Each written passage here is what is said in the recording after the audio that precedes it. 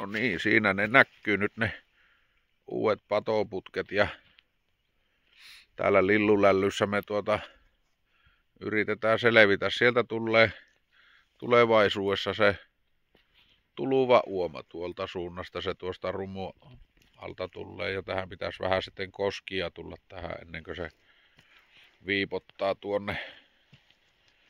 tuonne ja mennäänpä Matias kahtomaan tänne tämä pato, minkälainen tästä tuli, jos me päästäisiin tänne. Täällä on sillä lailla, että saattaa olla kainaloita myöten yhtäkkiä savessa ja sitten pitää soittaa palokuntaa. Täältä ei muuten selviä. Joo. Täällä se on. Katsotaanpa, miten hyvä tämä on. Tämä juttu täälläkö. Tuon verran se vuotaa tämmönen tehastekonen luukku. Sitä tiukempaa sitä ei saa. Joo. Vaan tuo on varmaankin hyväksyttävä. Tuon vertainen vuotaminen. Mutta joo, tämän mä sitten tuolta kanssa tasoitin tämä.